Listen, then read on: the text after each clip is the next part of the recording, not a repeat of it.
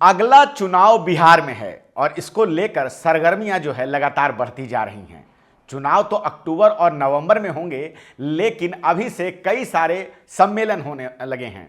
एक सम्मेलन अभी 19 फरवरी को हुआ, कुर्मी एकता रैली, जिसे बीजेपी के एक विधायक जो कि अमनौर से हैं उन्होंने किया है, कृष्ण कुमार मंटू ने। ये बीजेपी के विधायक हैं और कुर्मी एकता रैली कर रहे हैं। इसको लेकर काफ़ी टीका टिप्पणी हो रही है और राजनीतिक गलियारों में एक बहस छिड़ गई है कि आखिर बीजेपी के विधायक कुर्मी एकता रैली क्यों कर रहे हैं, क्योंकि बिहार में अगर कुर्मियों के नेता कोई सबसे बड़े नेता हैं तो निर्विवाद रूप से वो नीतीश कुमार हैं और वो एनडीए के सहयोगी हैं। और ऐसे में बीजेपी ने ये रैली करके क्या संकेत देना चाहा है, इस पे विपक्षी पार्टियों का कहना है कि बीजेपी कुर्मी वोटरों पर अपनी नज़र रख रही है। उनकी ये चाहत है कि कुर्मी वोटर ज़्यादा से ज़्यादा जो है बीजेपी से जुड़ जाएं। कहा यह भी जा रहा है कि नीतीश कुमार की सेहत ठीक नहीं है। इसको लेकर आरजेडी के मुखिया तेजस्वी यादव ने यह बयान भी दिया कि अब उनकी सेहत ठीक नहीं है। हालांकि जब इसी बात पे जवाब मांगा गया नीतीश जी के बेटे निशांत से, तो उन्होंने कहा कि नहीं, सब कुछ ठीक है, स्वास्थ्य ठीक है। साथ साथ उन्होंने ये अपील भी की कि इस बार चुनाव में फिर से एनडीए को विजयी बनाए और नीतीश कुमार को मुख्यमंत्री बनाए। ये अपील तो उन्होंने की कि लेकिन क्या बीजेपी भी ऐसा ही चाहती है? क्योंकि विपक्ष का कहना है कि इस बार शायद ऐसा बिहार में नहीं हो। बिहार में बीजेपी की चाहत चुनाव जीतने की तो है, लेकिन नीतीश को सीएम बनाएंगे या नहीं बनाएंगे, ये एक बहुत बड़ा प्रश्न है। जैसे महाराष्ट्र में चुनाव हुए, एकनाथ शिंदे वहां मुख्यमंत्री थे, लेकिन जैसे ही रिजल्ट आया और बीजेपी की सीटें बढ़ी, उसके बाद से उप मुख्यमंत्री देवेंद्र फडणवीस को जो है मुख्यमंत्री बना दिया गया और उसके बाद एकनाथ शिंदे को साइड कर दिया गया। ऐसी ही कुछ कहानी अब बिहार में दोहराने की कोशिश में लगी हुई है बीजेपी और इसको लेकर अब लगातार जो है पक्ष से विपक्ष दोनों ही पार्टियां जो हैं, दोनों ही दल एक दूसरे पर निशाना साध रहे हैं। सत्ता पक्ष के लोगों का कहना है कि ये एक सामाजिक सम्मेलन था।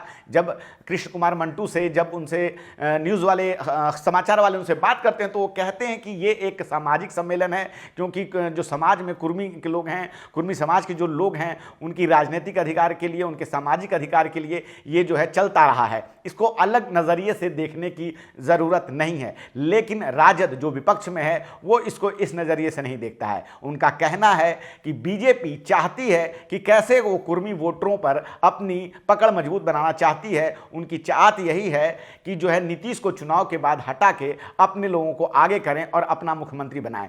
पिछले कई दशकों से लगातार भाजपा इस बात को चाहती है कि बिहार में हिंदी पट्टी एक ऐसा राज्य है जहां कभी भी बिहार में बीजेपी का कोई भी मुख्यमंत्री नहीं बना है। ऐसे में उनकी चाहत यह है कि चुनाव तो नीतीश के चेहरे पे लड़े, लेकिन जब सीएम की बारी आए तब वो कुछ और ही सोच रहे हैं। एक चर्चा ये भी है कि क्या निशांत अब जो है बिहार की राजनीति में एंट्री लेने वाले हैं। इसको लेकर भी बड़ा बवाल मचा हुआ है। निशांत जो है सुशासन बाबू नीतीश कुमार के बेटे हैं और चर्चा ये चल रही है कि उनको भी राजनीति में आना चाहिए।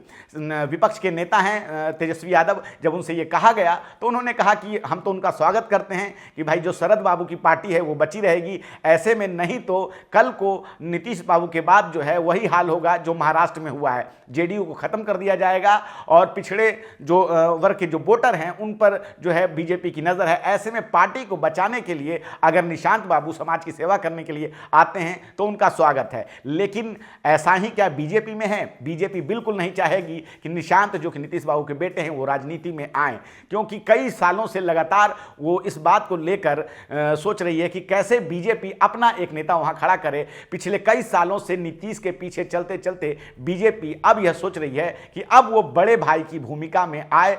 लेकिन अब यह चर्चा चल रही है कि बिहार विधानसभा चुनाव में हो सकता है नीतीश बाबू के जो लड़के हैं निशांत हरनौत विधानसभा से चुनाव लड़ें। और कहा यह भी जा रहा है कि होली के बाद वो जेडीयू की जो है सदस्यता लेंगे और राजनीति में उनकी एंट्री होगी। इस बात को लेकर ना ही कांग्रेस ना ही राजद कोई भी किसी पे हमला नहीं कर रहा है। वो इनका स्वागत करने के लिए तैयार हैं, लेकिन बीजेपी के पेट में दर्द हो रहा है। उनको ये लग रहा है कि अगर निशांत राजनीति में आ जाएंगे तो फिर आगे जेडीयू का जो वो चाह रहे थे कि जेडीयू के वोटर हमारे साथ आ जाएंगे, जेडीयू का विलय करवा लेंगे, फिर वो कैसे हो पाएगा।